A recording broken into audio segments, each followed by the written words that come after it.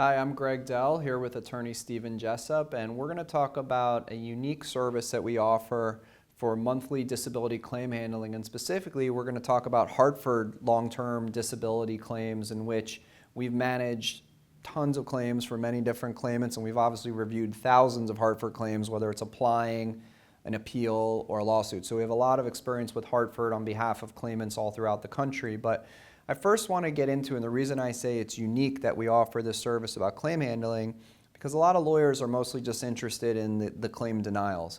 But what is the service? Can you explain the service that we offer for managing a person's claim? Well, the biggest thing is you really don't necessarily want to be contacting a lawyer for the first time when the claim's been denied, because under the area of the law that's going to govern your policy, claim denials can lead way to litigation, and that's a whole separate mess where unfortunately the insurance company does have the upper hand.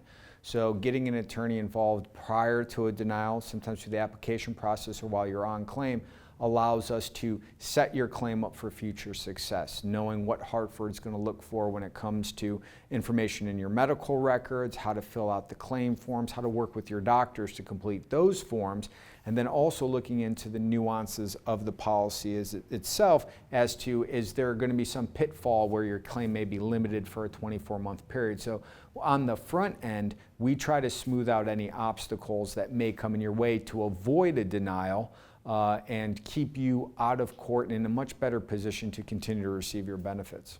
Okay, so that was a great summary, and I want to dive into that now with a little bit more detail. And let's start with one of the most important things that I believe we do in the monthly claim handling, which is working with the claimant's doctor and their medical treatment. And can you explain why that's important?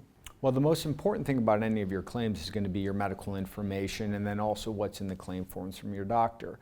The claim forms that Hartford send are set up to, I wouldn't say trick, but to put your doctor in a position where a lot of times they're actually even indicating a person could work. The claim forms are written in such a way that a doctor is often left without certain options of choosing that you can't sit or you can't lift at all and do these various different things. So these claim forms are set up in a way to create a potential denial. So we work with the doctors to make sure things are documented properly in there, and then also what the medical records are too. Doctors often are taking medical records for your treatment. They're not doing it to appease an insurance company. So we want to make sure that they are taking down all of your complaints, that's being accurately reflected. And a lot of times nowadays with the software that the doctors will use, it has it that they may skip certain check boxes, so by default it may say unremarkable exam or no problem, and then down in the body the doctor may go into detail about the issues that you're having. But Hartford will always look at the things that help them the most. So it's really just making sure that everything is being properly submitted, properly documented, so you don't fall into those common situations that are going to lead to a denial. Right, and I think it's an education-based thing that we do as well, in the sense of, doctors, like you mentioned, doctors treat the patient, they don't treat the chart. And they do have this digital file requirement now where everything has to be transcribed as opposed to where it used to be written. But that can be a downside because there's so many things that just stay the same, and like it could have been going in 5 times, and say you have a back issue or something like that, and it says no, no muscle weakness, no limited range of motion, pain complaints, none. Well, that doesn't make any sense. The doctor is prescribing you Oxycontin, but yet it says no pain complaints, or you're in there today, that day talking about your back. So you have to be super careful. And what we do is every couple months we request a copy of the medical records and we review them. And then it's often a good liaison between the claimant and the doctor to go in and say, hey doc, I have a professional, a lawyer who's helping me. These insurance companies are known for being challenging. There's no doctor that's going to disagree with that. They go, great, I'm glad you have you have a representative. And my attorney suggested if you could add this to the record, or if you could say something this way, because if you don't, it's going to cause a lot of heartache for me and probably lead to a denial, because the disability insurance company is going to say, well, your doctor didn't say this and your doctor didn't document that, and we can cut that off. And what that does is that saves a lot of aggravation, a lot of money for the claimant, because first of all, you're going to be out of money for a certain period of time until we can possibly get you back on claim, and it gets more expensive to do an appeal or to litigate. God forbid it has to go that route. The other thing that we see in Hartford, I find them to be very aggressive. very aggressive in the sense of how they're going to pursue their claims. Video surveillance. Okay, video surveillance is when they hire someone to come out and watch you. But I want you to talk about, Steve, why are they doing that and how do they use the video surveillance against a claimant? So the first step in any review that they're going to do when they're looking to deny is going to be based on video surveillance. So they're going to have you followed, staked out. They want to see if you're doing things that you've indicated on your claim forms you can't do. So a lot of times they'll take benign activities like grocery shopping, going to the store, taking the garbage out, things along that lines to show a baseline of physical ability. Then from there, that's when they'll usually send out someone to field interview. They're going to want to talk to you, get an update. And often if they do have video surveillance, the field interviewer will bring it up. So they'll ask you questions. So what can you do? Can you do this? Can you do that? So that video surveillance to them is firm, concrete evidence of what's really going on. And they're looking for ways to discredit you based on what you've said in claim forms or what you've told to them in the field interview. Because the moment that they think that you are lying in any way, shape, or form, their mindset is going to be that, well, if you're lying about these small, simple things, what are you lying about in your medical condition and how the restrictions are? So the video surveillance is the first step, and more often than not, you don't know it's happening. Most people don't generally learn about it until the field interview or in a denial letter. You know, the other thing that Hartford is notorious for, in my opinion, is just go ahead and they'll cold call your doctor, the treating doctor, and then try to get a phone call with the doctor and then send a letter if the doctor doesn't answer saying, these are my findings. If you disagree, write back. If you don't say anything. Well, half the time doctors don't respond to insurance companies anyhow. So now they take it, well, you must have not disagreed because you didn't respond. But whenever we have our clients, I always tell them, your doctor should never speak to the insurance company without speaking to you first, which then we will often prep the doctor as to what that call is going to be about, or we'll participate in that call if possible. Say, hey, Hartford, do you need anything? Because we asked you to direct every single communication to our office.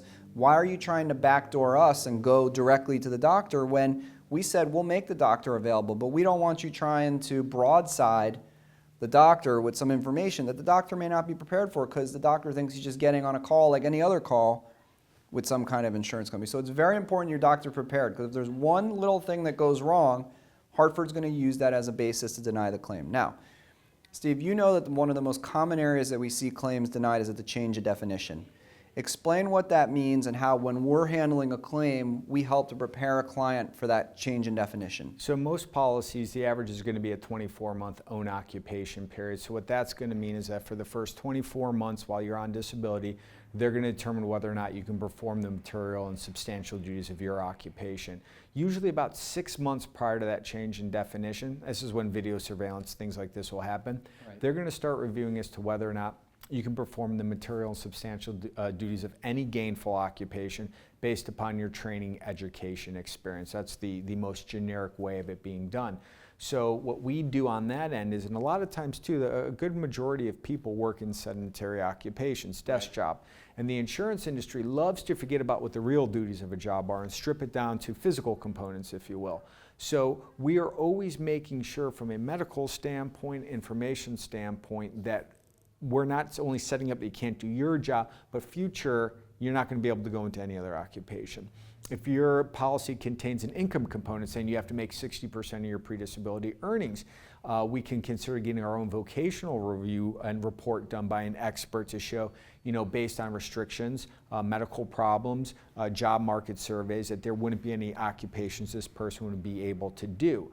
Hartford is most likely, the two biggest, greatest chance of being denied are on initial application and at this 24-month period. So if they approve your claim, they're already thinking about that 24 months. They're already doing it. So you want to get out, out ahead of that and making sure you're submitting everything that's going to show that, hey, if your job before was light duty, you can't do sedentary. Right. So it's really planning months and months in advance. Right, and then beyond that, you get past that 2-year hurdle.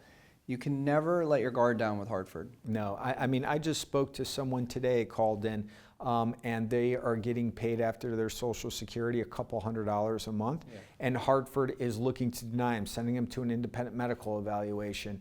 And you know, from my assessment, they're going to spend more money trying to fight this person than if they were just to pay the benefits. You know But what's crazy about it? no rhyme or reason. It's like they're clueless in the fact that whether a claim's $10,000 a month or $300 a month, I get those calls also. I'm like, what are you, why are you even bothering? The person has a couple years left and you're going to pay them $3,600 or $5,000, but yet you want to try to make their lives miserable because that $500 is important to that person. And I honestly think it's in some part they think that, well, you know, with such a low amount that we owe them, probably no one's going to try to help them fight to get their benefits back even. The other thing with claim handling is this overlay where they make you get Social Security disability, and they'll try to, definitely helpful if the claimant gets approved for Social Security, but 9 out of 10 times they don't initially. How do we work with the claimants to evolve the Social Security claim and distinguish that from their own benefits so that the claimant can continue to get paid? Because I think it's a trap, the Social Security. It's a trap, and it's kind of like statistics. They're going to review it any way that they want to see the information. So especially going into that any occupation stage. Social Security is a generic idea of any occupation.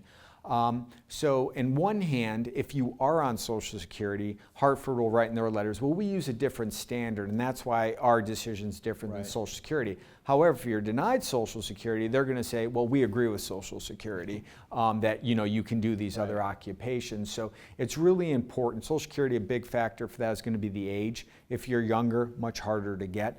So it's, if the Social Security denial comes through, separating what the standards are, what the requirements are for Social Security disability versus under the policy. Basically reverse engineer the argument that they would make to justify denial if you had Social Security. One other big key factor with Social Security, especially if they try to get you involved with one of the third-party companies to apply for it. One of the, I wouldn't say easiest routes, but the more common routes to Social Security approval is on a mental health. Mental health, if that is your disabling condition, so be it. But if, say, you have a physical problem and there's secondary depression, anxiety, you want to be careful, because if Social Security approves you for mental health and not the physical, you better believe Hartford is going to use that information and say, we agree it's only mental health and we only have to pay you 24 months of benefits. So it's also good then, too, to work with an outside Social Security attorney of your own, and we work with Social Security attorneys throughout the country to make sure that the claim they're presenting is consistent with the claim that we're presenting as well. Right. And the one thing I wanted to mention was that when we're on the claim, that no one from Hartford can ever talk directly to the claimant. And that's huge, because claimants don't want to get called randomly from Hartford without knowing what's going on. So there's no surprises when we're on the claim. So Stephen, the last thing I want to bring up is people are like, well, you know, how do you guys charge for these types of things? And basically on this monthly claim handling, we offer a very flexible fee schedule. We're available to work on this on an hourly basis if that's something that the claimant desires, but the majority of our clients have us handle this on a percentage of their monthly benefit. We often charge a very small percentage just to manage the claim so that it's basically a flat fee for the claimant, and I find that's my preferred method to work with the clients, because there's no worries if they call us or something comes up that month and it's half hour or 5 hours, it's all a flat fee. And everybody likes that, especially when you're on a fixed income. So definitely something we're going to discuss with you when you give us a call. And in that scenario, if you don't get paid, we don't get paid. So it works both ways, where we have a vested interest to make sure you continue to get paid and do everything possible to protect your benefits. So it's a model that's worked well for us, and our clients have been very happy with that. So whatever stage your claim is at with Hartford, feel free to give Stephen or myself a call. We'll provide you with an initial free consultation. We're available to represent you anywhere in the country, and we look forward to the opportunity to speak with you.